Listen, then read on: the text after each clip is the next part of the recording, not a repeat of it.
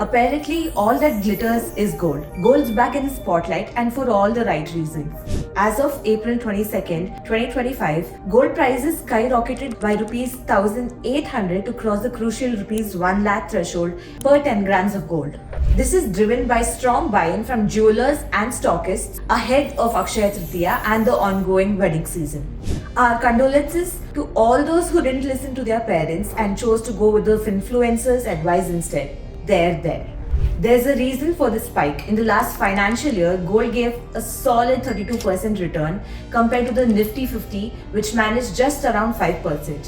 While the stock market was tumbling with global tensions and inflation fears, gold kept climbing. We saw something similar in 2020 as well. When the market tanked during the COVID crash, gold shot up by nearly 40%. History keeps reminding us when things get rough, gold tends to hold strong. So the big question is gold a good investment right now?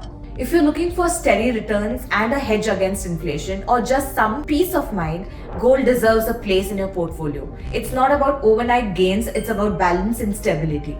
Now, how can you invest in gold without hoarding gold biscuits under your wardrobe?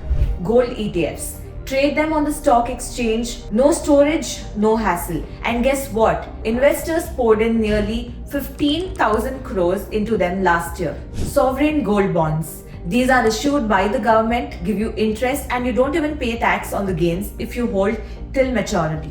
Digital gold. Buy and sell online anytime. It's backed by real gold and super convenient. Physical gold. Still an option, but be mindful of storage and making charges. At the end of the day, gold isn't just a commodity, it's your financial seatbelt. So if you're building a long-term plan or just want something reliable in the mix, gold is a smart investment. Comment below if you have invested in gold, and for more such finance content, follow PickRight.